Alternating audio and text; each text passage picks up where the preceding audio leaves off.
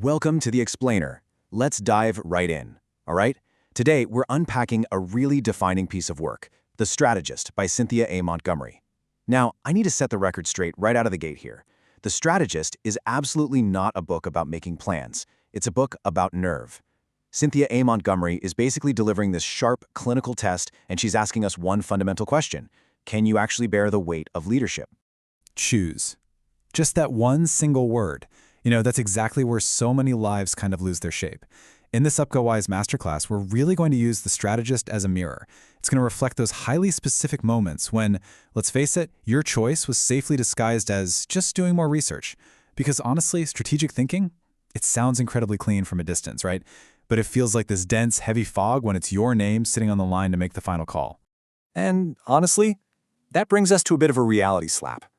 You might be calling your hesitation careful judgment or due diligence, but the actual mechanism at play, it's just fear wearing the mask of rigor. The room hears diligence, but your body knows it's delay.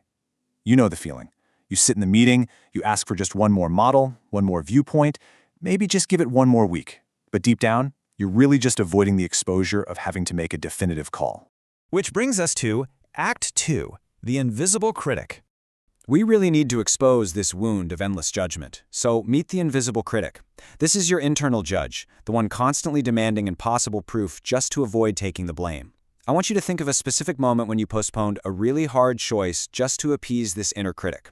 Don't even name the reason yet. Just focus on the physical feeling first.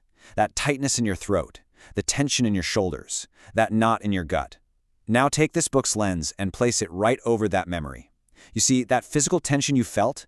That is exactly where your strategy was getting trapped. Which leads us directly to the grand illusion of proof. Look, proof can absolutely guide a choice, but it cannot make the choice for you. In any kind of strategic thinking, there's always going to be this gap, the space right where the data ends, but the stakes still remain. And that gap is exactly where true judgment lives. You simply cannot outsource that gap to a spreadsheet. It just doesn't work that way. Now think about the mindset of the analyst versus the strategist. The analyst is always asking, what is the safest thing to say? But the strategist asks, what must be true enough to build on? You can really feel the split right there, can't you? One path is entirely about protecting your image. The other path protects the actual work. It creates this incredibly clean edge that stops all your team's effort from just constantly leaking sideways. Moving into Act 3, The Descent. We really have to acknowledge that a leader's work has a soul to it, even when sterile corporate language tries its hardest to hide it. Think about it like this. A plan tries to control the future, but a strategy tries to earn a future. It is the fundamental difference between the false, cozy comfort of those standard annual planning rituals and the exposed, vulnerable reality of a true strategy actually touching the ground. So, the crucial point we're getting at is right here. Picture a massive cathedral arch, just waiting for the scaffolding to come down. The stones are cut, the dust is literally still hanging in the air, and the entire curve of that arch is waiting for one single thing, the keystone. The builder holds it right there in both hands. Now, it's pretty small compared to the entire wall, right? Yet, without that one perfectly shaped stone that actually accepts the pressure and the load, the arch is really nothing more than a wish. That keystone, that is your central decision. It's the one choice that lets pressure finally become structure. And hear me clearly on this. This choice absolutely cannot be outsourced to the smartest person in the room or a consultant. Sure, advice can sharpen your thinking, but it cannot stand in for you. Because at the end of the day, a borrowed answer has no roots in your spine. It won't hold you up. Which means you must learn how to refuse. And honestly, what you refuse to do is often far more honest than what you claim you're going to do. It's your refusals that actually give your strategy its edges. And those sharp edges are exactly what give your people the clarity they need to finally actually move forward. There's a really massive misconception in leadership right here. A vague ambition tries to keep every single door open. But a real, genuine strategy, it intentionally closes doors so you can build one clear hallway.